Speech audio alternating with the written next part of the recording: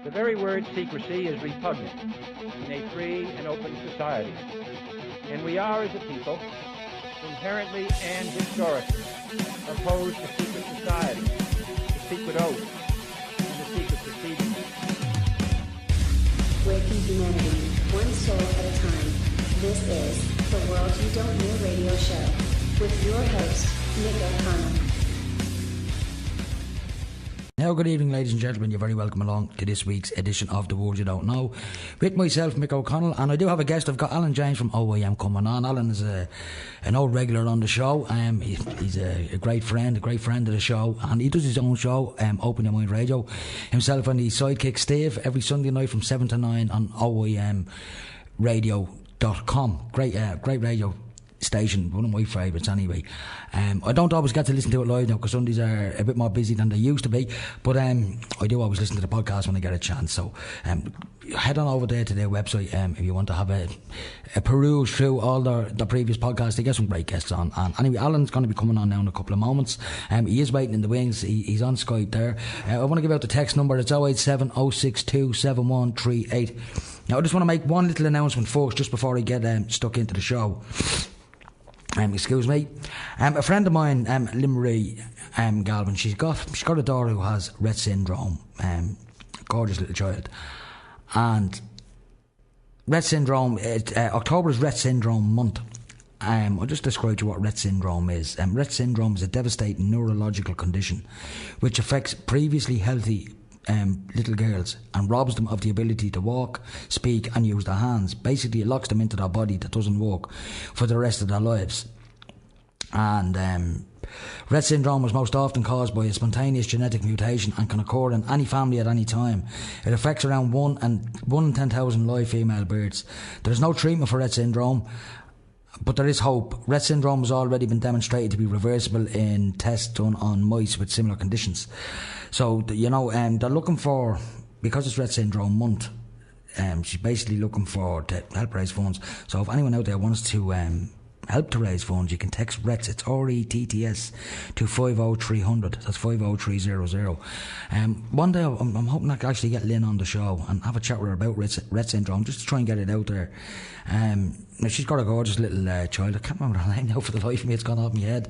And I know this little girl personally. I've met her many, many times, and she's a beautiful little child. And it's so sad to see that she's locked in her body. And you can see that there's, when you look into a little child's eyes like that, you can see the soul that's in there. And unfortunately, they're trying to break out, but they can't. And this little girl, funny enough, now she's after getting a little machine. Someone kindly donated a large amount of money, actually.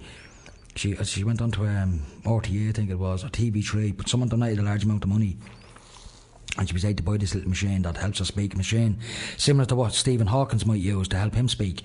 And the little girl, now I've seen a video that her uncle Will put up there a while ago, a friend of mine.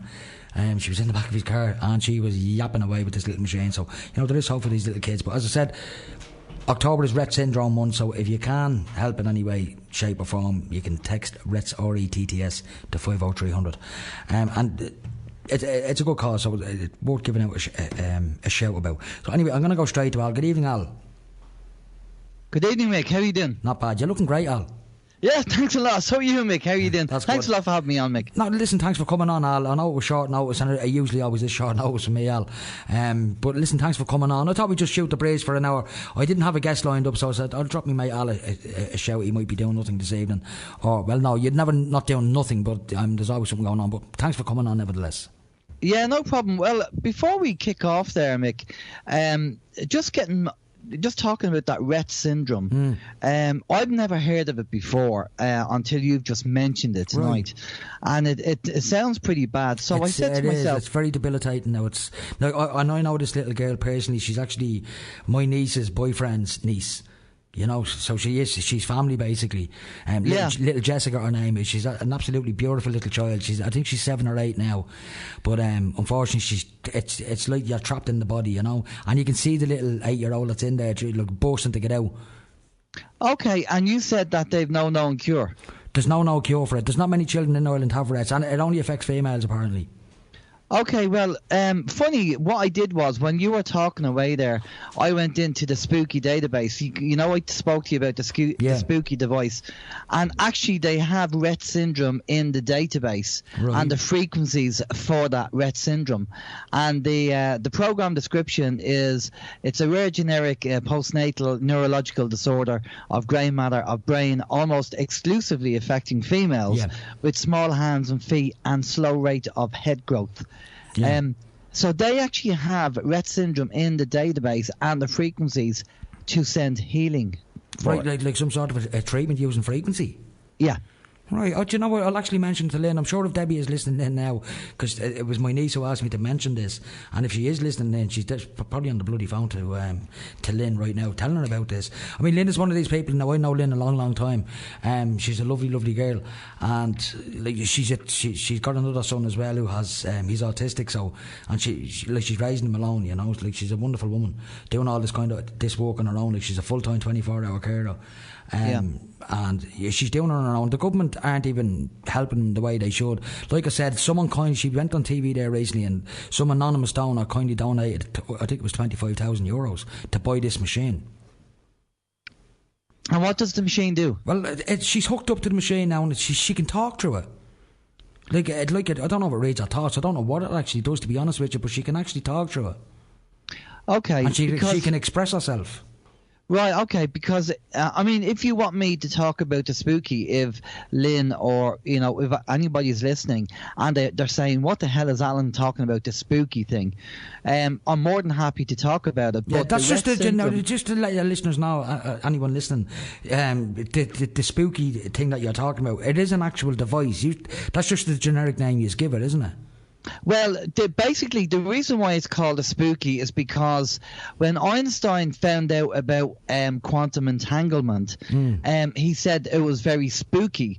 So the designer of the spooky took that name because Einstein said he called it the spooky too. Yeah, he called that quantum entanglement, that's spooky action at a distance. Isn't that what he told? That's exactly right, yeah, bang on. Basically what that means, folks, for anyone that wants to know, an atom this side of the universe has an instant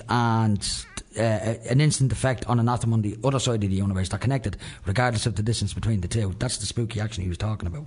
That's it, bang on, Mick. Good description. Now, and you know, the funny thing, I'm glad that you mentioned the spooky device, because we're energy beings. This is something we spoke about loads of times on the show, that the whole universe is electric. It's all made of energy. So, you know, most of our disease can be put down to a lot of the electromagnetic soup we live in. That's right, exactly. Everything's frequency. Yeah. Everything around us, every single thing is frequency. And if you know how to manipulate the frequencies or affect the frequencies, well, then there's a good chance that you'll be able to, you know, like with the spooky too, is to people that have kind of Lyme disease or certain cancers and stuff like that, and they've had good success with the spooky too, using the technology. Now, I have 2 spooky 2 devices, and I haven't really spent a lot of time with them. I have ran certain programs, and I've wired myself up to the spooky to do it's kind of you do an analysis on your own body, and then you can see where a few problems are, and then you can attack each problem that the system comes up with. There's probably 1 or 2 false positives, so you have to be careful with that. It's quite involved. The spooky equipment and the spooky stuff is very, very involved. And there's the Spooky Central, which is the big daddy of the spooky generators. Now, there's a chap in Dublin called Frank, and Frank has had some fantastic success, and he uses a multiple of different systems.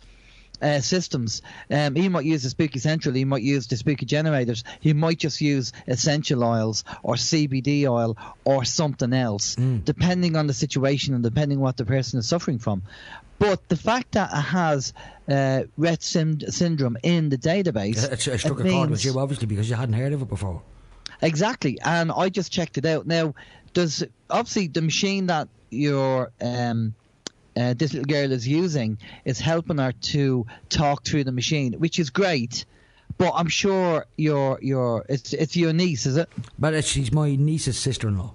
Niece's sister-in-law. Yeah. I'm sure your niece's sister-in-law would prefer if the child was much better and healthier, or in a much better position than she is now. Without a doubt. I mean, I know I've spoken to Lynn on many an occasion, and people in her position, they would do almost anything to, if someone came along with a cure or a potential cure, they will try it. They wouldn't not try it, Yeah, of course, yeah.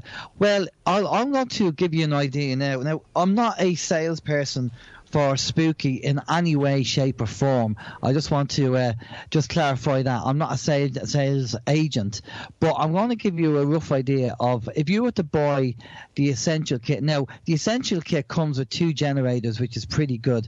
You might need 4. I know they say you should use 4 for cancer. In my case, I just have 2. Now, the Essentials Kit, I think it works out to be, I don't know, about 300 and something euros to get the essentials. So it's less than 25 grand. And if there's a potential of using that to try and help somebody get over, a symptom. And what would this device do, Al? Does it transmit radio frequencies into your body or something like that? Basically it does, yeah, because the problem that all the problems that we suffer from can be related to a frequency. Everything has a frequency, okay? So let's go back to the science of it. Let's talk about the man who started it all, which is Royal Raymond Rife, because the frequencies that the Spooky uses are based on Rife frequencies. And Royal Raymond Rife was around in the 1920s. And what he did was he designed a microscope so he could see the whooping cough, because he wanted to cure people of the whooping cough originally. So he designed this microscope. There's the first one in the world that could go down to a level where he could see the viruses. Then he found a way to say, okay, now I can see the virus. I want to try and isolate the virus from everything else, because different cells have different frequencies. Yeah. And the whooping cough virus had a different frequency. So he contacted a guy called D. Forrester, who was an expert in radio communications, and he got him to design a device called a frequency generator, which you can buy these days, but years ago in the 1920s they weren't around. So he got D. Forrester to build this frequency generator, and what happened was that when he could actually highlight where the virus was, he turned up the frequency generator, turned up the power, and he worked out what frequency the virus was, and he ended up destroying the whooping cough virus without affecting any of the cells around it. Now, for people who use chemotherapy, they'll know that chemo kills the good cells and the bad cells. Yeah. And if you're lucky enough to survive it, then fair enough. Yeah. But what Rife found out was that everything had the frequency and resonated at a frequency. Yeah. And once you know what virus or what the problem was and what frequency it was on, you could actually affect it and maybe cure it or else improve it. I mean, if people think that sound and frequency can't affect the human body, try standing in front of a massive bass speaker for 20 minutes and see how you feel after that. Exactly. That would actually make you feel ill. Yeah, and this is what the problem is, which what we have now. We have water meters. They want to put in smart meters. We have mobile phone masts. They want to roll out 5G. All this technology is affecting us. Wi-Fi, I mean, we've talked about this before. Wi-Fi in the house. Let's put it this way. Wi-Fi runs on 2.4 gigahertz, right? Your microwave oven runs on 2.4 gigahertz. And so what you're doing is you have your Wi-Fi router in your house, and it's sending out this radiation from the Wi-Fi around your house. Now, something else I heard about Wi-Fi. People can't see it and can't hear it. Now, I've got a sound. I have a recording of it somewhere on my phone of what it sounds like, and it's like a woodpecker going bop, bop, bop, bop, bop, bop, bop, bop. But because people can't hear it, they don't realise that it's doing it. Right. Now, I remember I had a guy on my show many years ago, when I only started out doing the show. John Weagley's name was. And you'd think you've had him on your own show as well. But we have. We were talking about EMF waves and Wi-Fi and stuff like that. But I remember something he said to me. He said, daylight, right, has a frequency. And it has the same frequency as Wi-Fi. So when you have Wi-Fi, and I've got Wi-Fi in my house, so, I can't, I'm on to talk, so to speak, But what he said about Wi-Fi was that when you're trying to sleep at night, the Wi-Fi is telling your brain that it's still daytime. Do you know what I mean? And your brain finds it hard to switch off with the Wi-Fi on, Now, I've noticed the last couple of nights, last night I did and And I done it a couple of nights ago as well. I was that tired going to bed. I left my phone not too far from my head on the pillow, under the pillow. Yeah. At the back of the bed, just sitting there, like the phone. It wasn't switched off, but it was on, like on standby. And I had a crap night's sleep. Yeah. So it does affect you, And funny enough, Steve did the same experiment with his wife, where they used to have deck phones beside the bed, and she didn't really get a good night's sleep. So without saying anything, Steve moved the deck phones away, and then after a couple of days of having a good night's sleep, he asked her, "How are you getting on? How are you sleeping?" And she said, "Fine." Why? He said, "Well, I moved the deck phones away because people think mobile phones are bad, but deck phones are lethal." Yeah, they're the ones with the base station, isn't it? That's right, exactly, the hands-free. Yeah. So I've got all my equipment in my house is wired. I don't have Wi-Fi on. I don't have a microwave, and my phones are all hardwired phones. I've no deck phones. Right. Try and keep the signals down, I suppose. Well, I try and there's no signals. I mean, there's nothing that's transmitting in my house as a signal. Not even Wi-Fi. Even my son's computer, I have a hardwired with a cable going to the router. He knows that I don't put Wi-Fi on, and my family know that, and they accept it. They're going to say, okay, maybe now and again they say, look, can you switch it on just for a minute because my partner has a tablet. She might want to access something in bed or something, and then she'll shout down and go, "I'm finished," and then I'll just switch it off again. No, it's all very good. Like, very rare. It's all very, very good, like you turning all your Wi-Fi off, and that's great. And if you can do that, anybody that can do that should do that. And I'm a big proponent of that. But what do you do about your neighbours, Al? Well, here's the thing. That's the problem. Now, lucky enough, I live in a detached house, so they're not on top of me. Right. So you can get RF paint. What you can put paint on your walls to stop signals if you want to do that. Now my house is a new build house, so it's not too badly insulated. It's not too bad, and because there's a distance between houses on both sides, it's not too bad. So it sort of blocks out the signal. Yeah. Listen, I need to go to a quick ad break. Do you mind hanging on the wings there for a minute or two? No problem. That'd be great. No problem. Folks, we'll be back in 2 minutes for Alan James. Talk to you very shortly. You're listening to Liffey Sound on 96.4 FM. Now, folks, you're very welcome back. Text number is 087 062 7138. Alan, you're still with me, aren't you? I am indeed. That's grand. Now, my niece sent me in a text there saying, Mick, it's Jessica Whelan, that's her name, that's her full name, Jessica Whelan's the little girl. And the voice that she uses, it's called the Toby Eye Gazer, T-O-B-I, Eye Gazer, and she controls it with her eyes. So it's got like I did see this thing now. It's got like, I think it's the alphabet on it and stuff like that. So she looks in the direction of the letter, and the thing, there's a laser on it that tracks her eye movements. So it knows exactly where she's looking at. So she's able to look at something and say, "I love you," whatever, stuff like that. Yeah. Because I think the first thing she said something about on knickers or something like that. I remember it, and I remember her ma putting it up, like, up on Facebook. The first few things she said, like she was being sarcastic, So, and you can see that in this child. She is sarcastic. Like, she's very smart. She is, and you can see it in her, even though she looks disabled, which I don't even like calling it a disability, even though I suppose it is. But like I said, when you look into this little girl's eyes, you can see the full able-bodied person hiding in there, trying to burst out, Yeah, it's so sad to look at. That, there's so much going on, but yet she can't do anything. But she has a lot of fits as well. Now that's one of the other aspects of this condition that she's got. But I would liken it, without talking about the fits, I would liken what she has to that locked-in syndrome. Do you ever hear of that? Yeah. Someone is locked in their body, like they're perfectly okay, but they cannot move. They're locked in this body for life. It's like being paralysed. Yeah. You know when some people are paralysed with fear, and although their mind is working, their body just can't do anything. Just doesn't respond. Yeah, it's like that. What you call it? When you have that wake and sleep thing. That's exactly right. Yeah, and you get like that a lot in paranormal. People suffer from that. Yeah. But I'm just, as I say, I'm not a salesperson for the spooky No, I know stuff, you're not, Alan. No, I just want to give you a price. On the spooky website, the starter's kit is $346, and the spooky essential kit with the 2 generators is $532. Right now, what I'd kind of suggest is, if you did want to go down this road, is speak to the spooky team and tell them that you have Retts syndrome and you're going to be treating that. And what do I need? Do I need a starter kit or do I need the essential kit? And get advice from the spooky team, and then if you do decide to go down that road, then I'm more than happy to give you a hand or to give you some training to set it up for you and get you started, get you up and running. Well, I'm sure if Debbie is listening, and I think she is because she did send me in a text. I'm sure by now she's probably mentioned it to Lynn. So I'm not saying Lynn will go down that road, but I mean, when it's your own children, you're going to explore all options, aren't you?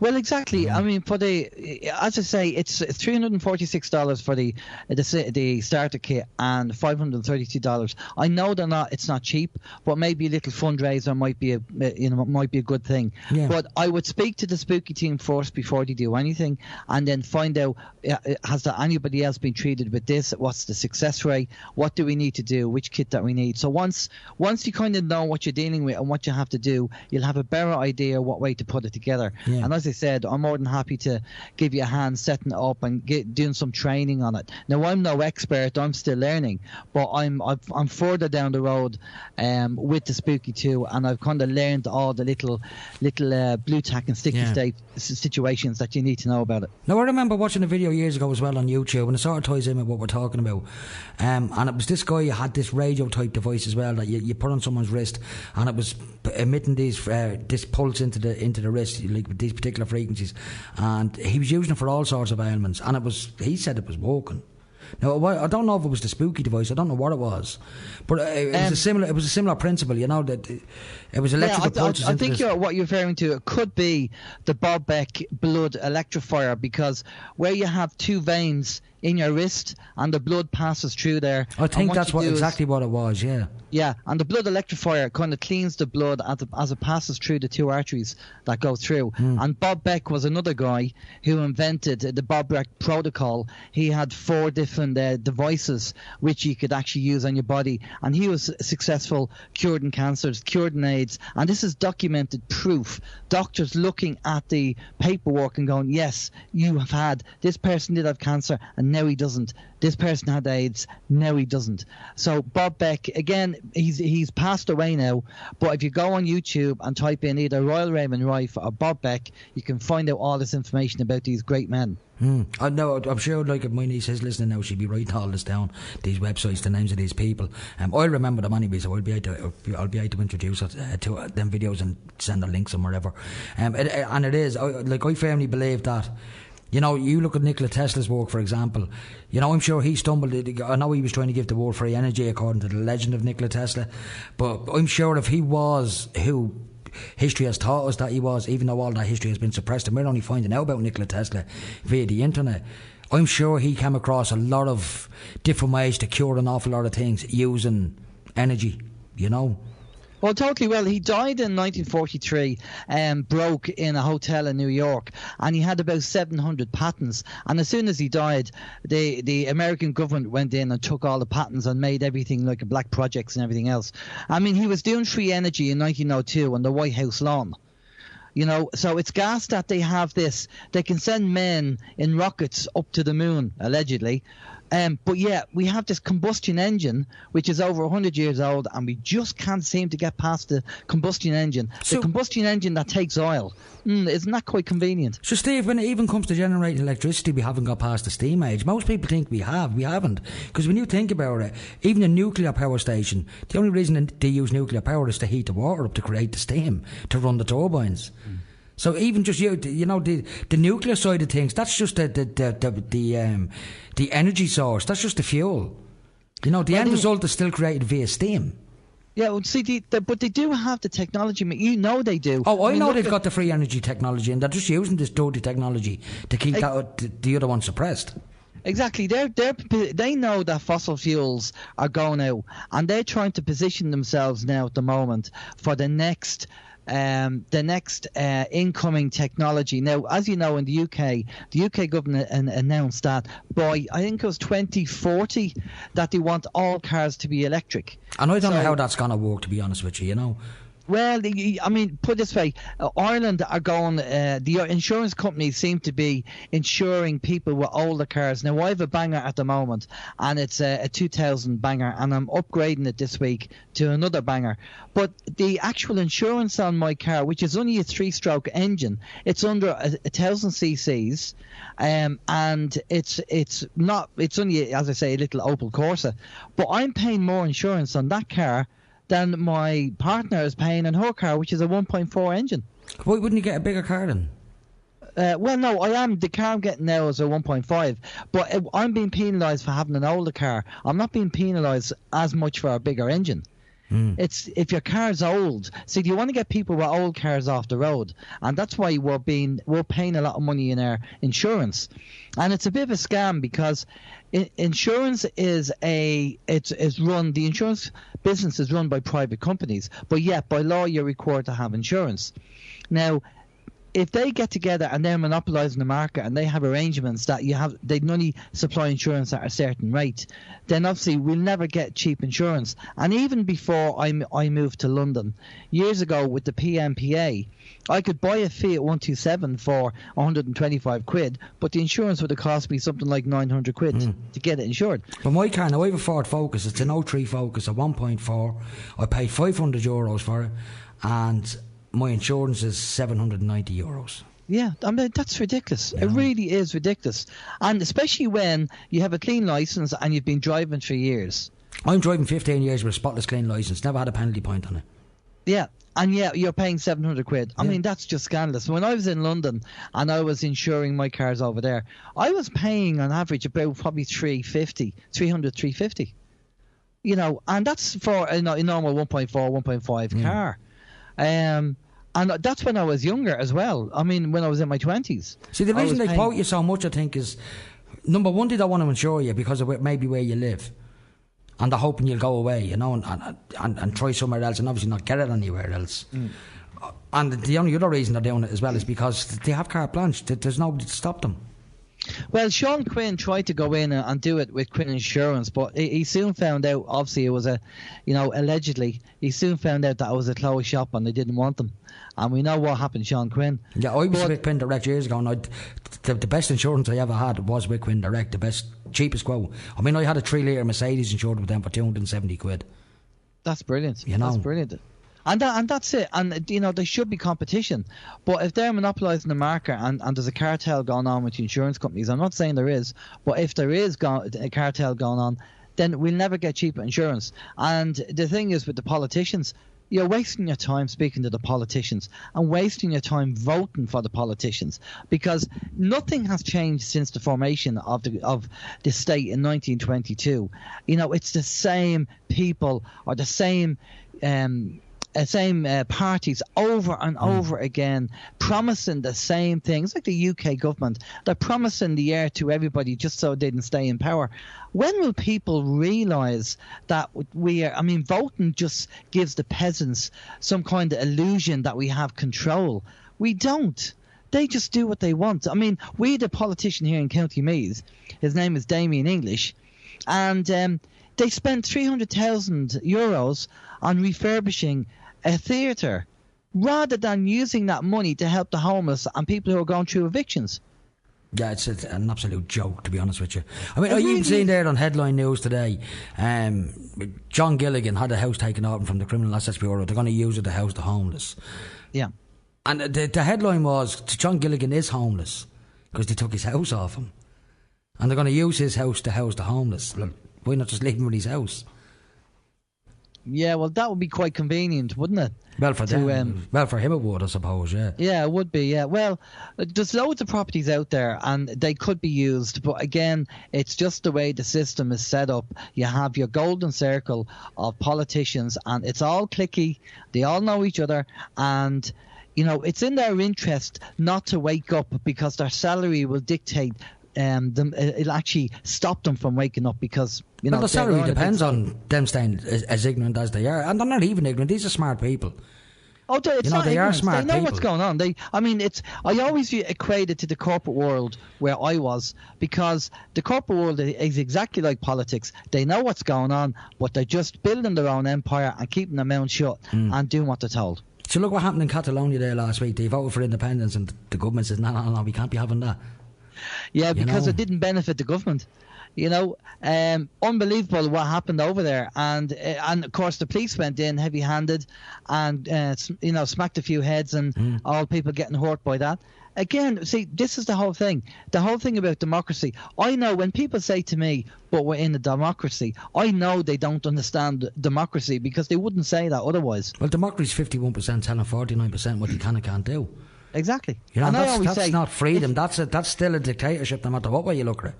Oh, well, I put a post up on Facebook, and I said, if your government have to threaten you by a fine, jail or violence to get you to do something that you don't want to do, then that means the system's completely wrong. And there's an old Native American saying, if it's not good for everybody, it's good for nobody. Yeah, that's very, very true. I actually read that quote. I think it was yesterday I read that quote. I mean, you obviously see them on Facebook, but it's a very telling quote, to be honest with you, when you think about it. It is. Well, I mean, it makes sense. If it's not good for everybody, it's not good. Now, I want to start talking about something on a more positive note. One thing I know you have a keen interest in, and I mentioned to you earlier on Facebook Messenger, is men's sheds. Men's sheds, yes. As I was saying to you earlier on, I took on a volunteer position with the IMSA. I'm like a liaison for 10 men's sheds on the south side of Dublin. And you yourself are involved in the men's sheds, Al, is that right?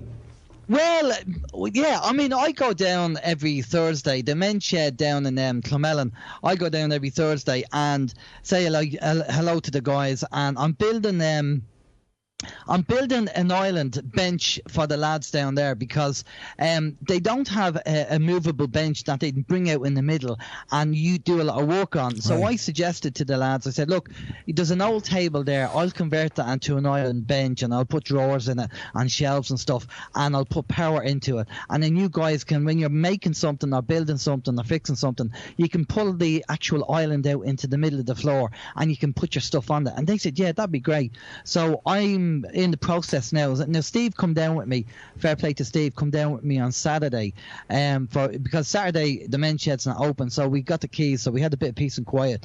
And me and Steve start finishing off the island. So it's nearly there. It just needs a bit more things. And how long is the Clonmellon shed up and running?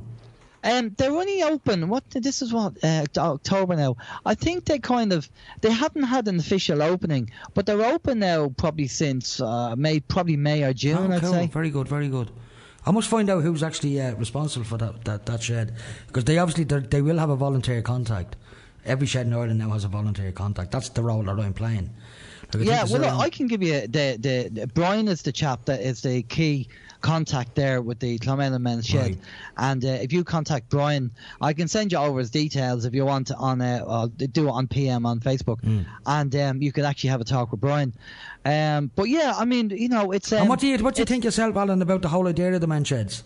I think the men's shed is a brilliant idea, and for a number of reasons, because nobody is under pressure to do anything in the men's shed. I think people have this perception that when the men have to go in, they have to get involved and do something. No, you don't. If you just want to go in and sit down and have a cup of tea and a chat, you're more than welcome to do that. You don't have to get involved in anything, because some of the lads that go down there, as you know, Mick, they're in the 70s and 80s. They've done all the work they need to do. They just want to sit down and socialise and have a chat, because the problem is with when you're in a pensionable age and you're older than that, a lot of people, over 50% of the elderly said loneliness is the worst thing.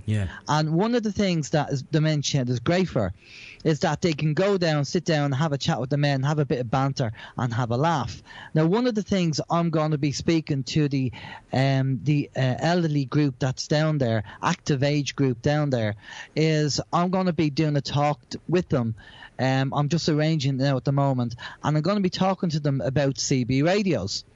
because a lot of the elderly people, some of them are not healthy enough to get out of the house, and they feel lonely. And the problem is that I rang up and I spoke to one of the representatives of the elderly over here, one of the groups in Ireland, and she said, oh, but they can have a phone number they can ring. And I said, yeah, but when they ring that phone number, you have a 26-year-old girl at the end of the phone who really knows nothing and really has nothing in common with the people. Now, imagine if you had Facebook or Skype, but CB radio for the elderly in the local area, where they could all go. I mean, you know CB radio, Mick. They could all go on the one channel and they could all chat to each other while they're sitting there in the house. I mean, CB radio is something that most people probably think went out in the 80s, which it sort of did, but it's still around. Oh, I know it's very much still around. I mean, you know, when the internet goes down, folks, CB radio will always be there as a backup. You know, CB and amateur radio are the two things that when you have the hurricane like Harvey and Haiti and everything, when they all went down and they lost the communications, first thing that came online was amateur radio, CB radio. I think you need a license for that over here, though, don't you? No, you need a license for amateur radio, but you don't need a license for CB radio. The license for CB radio was abolished in 1998. And what's the difference between the two?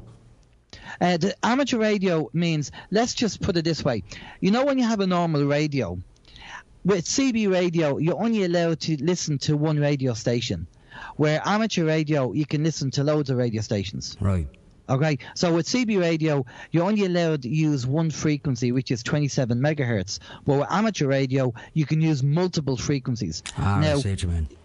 So I wouldn't, for the elderly, for the elderly people, they don't need to worry about amateur radio. CB radio, excuse me, would be enough for them, and it doesn't cost much. And once it's set up, that's it. There's no other running cost. Right. So it's a good idea then to keep elderly people in the community, you know, in touch with each other, because it's just a matter of picking up the radio and going, you know, breaker 19, is there anybody there?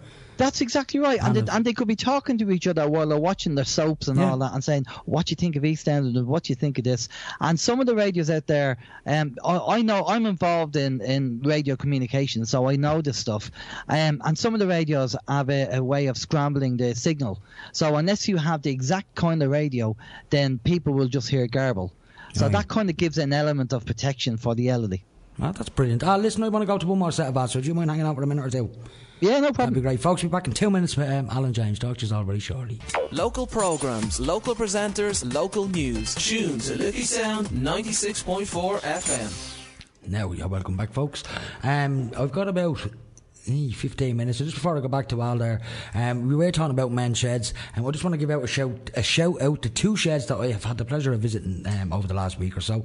Last Monday I had the pleasure of visiting the Clondalkin men's shed, which is up on Boot Road in Clondalkin, at the rear of 98 Boot Road, up where all the mechanics are in the little lane there. There's a men's shed up there, and I had the pleasure of visiting the one in Cherry Orchard today in Ballyfermot, the Cherry Orchard men's shed, which is number 28 Ellendale Drive, I think it is, in Cherry Orchard.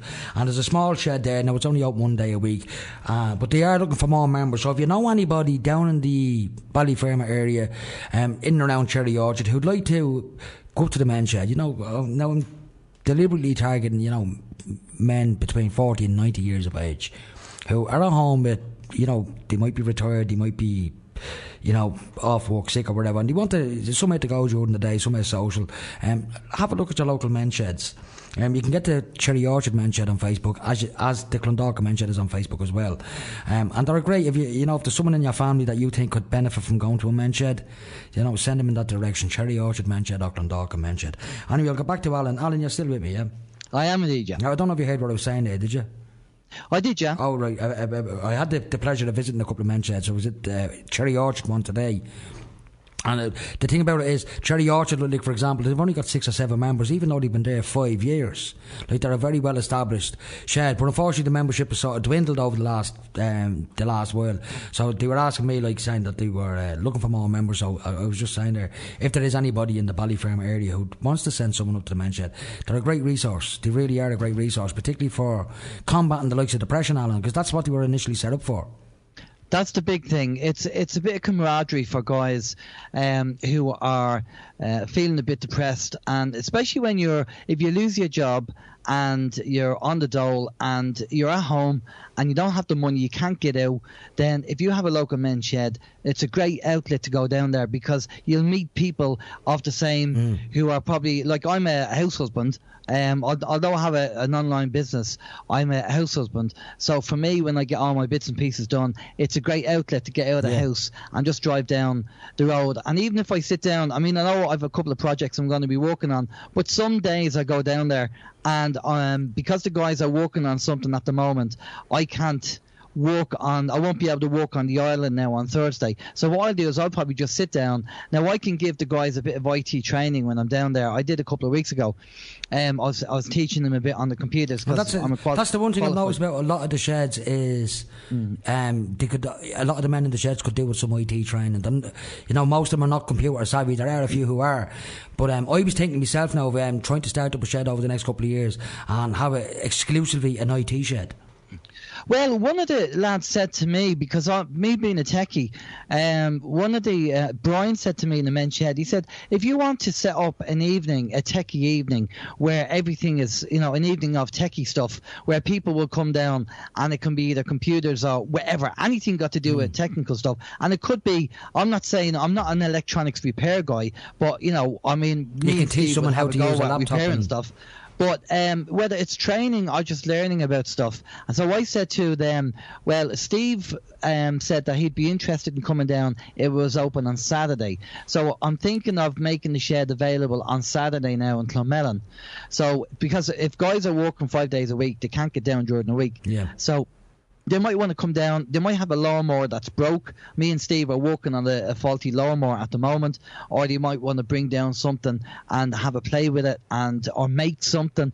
But that's exactly what it is. It's to just say to the men, look, come on down, and if there's a problem, and talk about it. And you're not it's not one of these things where you have to keep the stiff upper lip.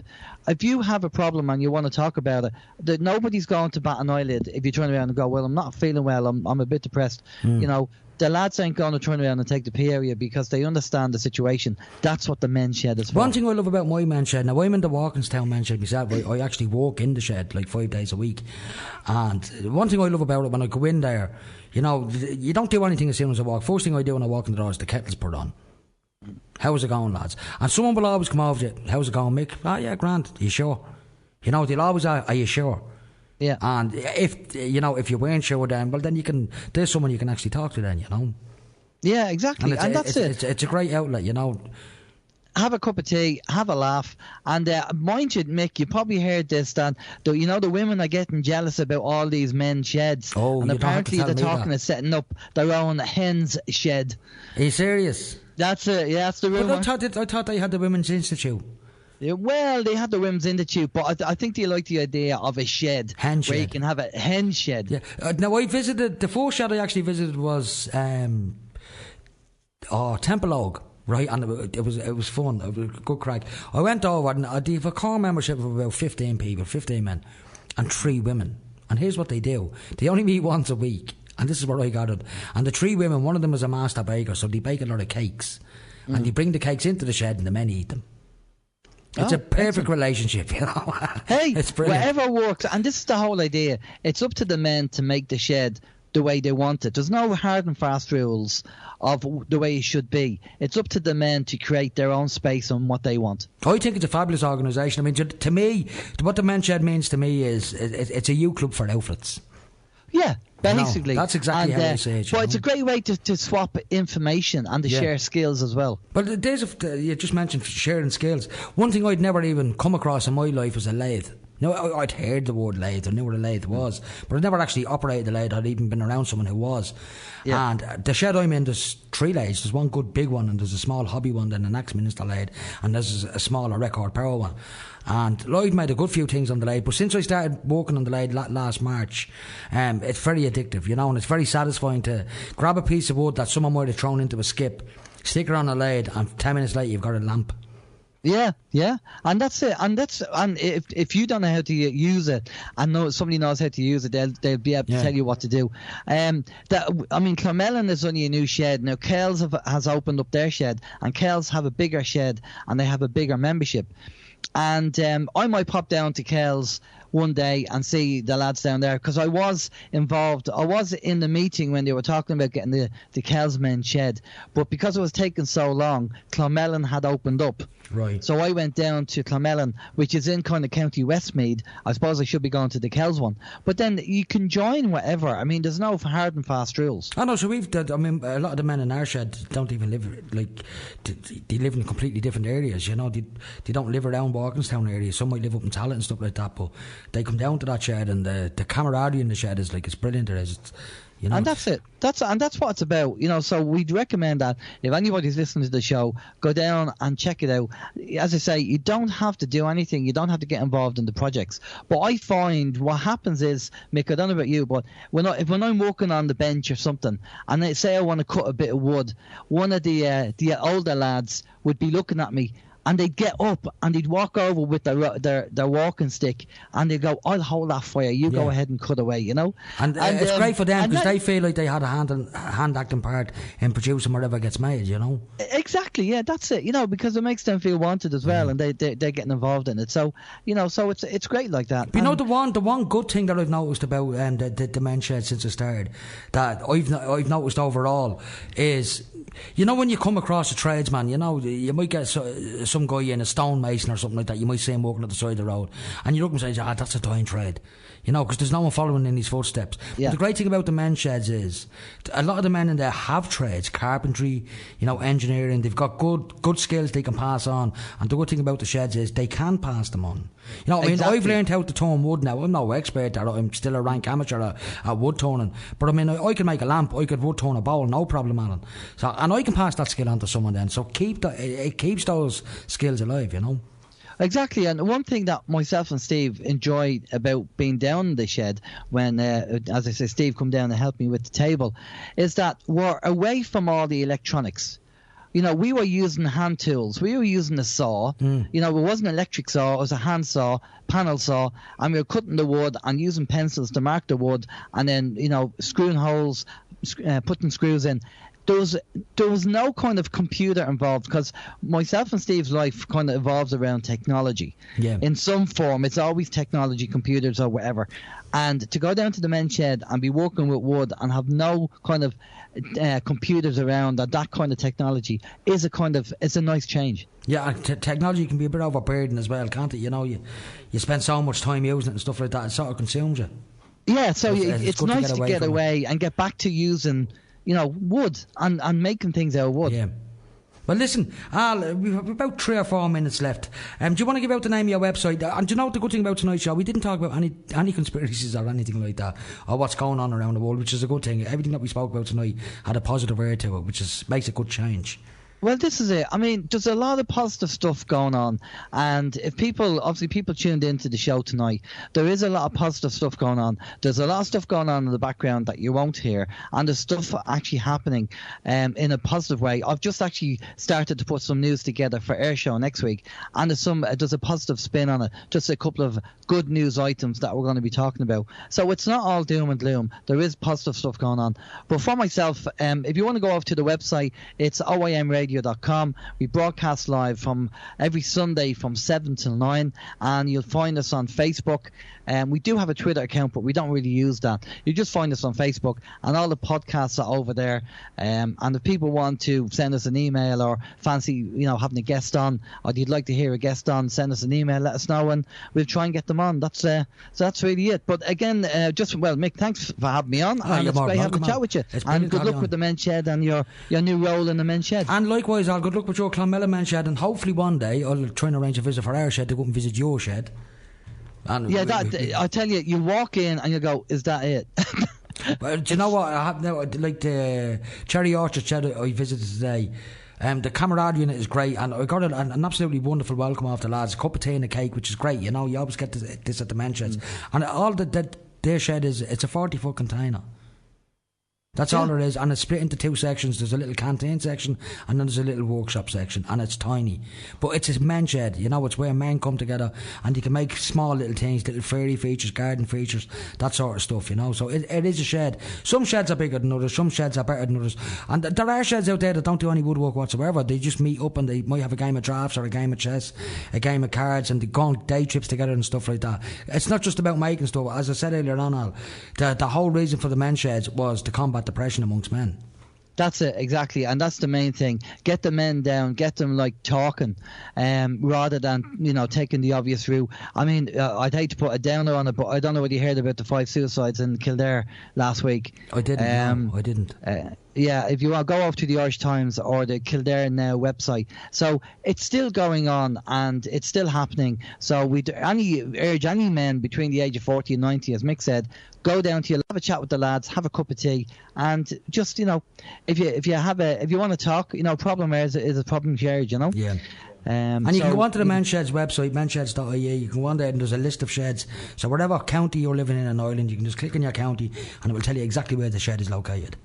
And they're grown. They're grown all over the place. 411 sheds now.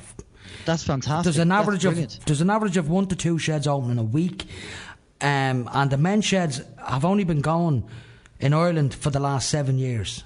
So that'll tell you the exponential growth of men's sheds. There was 1 shed 7 years ago. There's 411 sheds now. That's fantastic. You know, that's fantastic. And long may it go on. It's definitely needed. Most definitely needed. Because one thing I've always been harping on this show is the breakup of communities around Ireland since the recession kicked in. Yeah. You know, a lot of communities are falling apart, literally falling apart. But men's sheds, to me, is a very positive step in bringing those communities back together.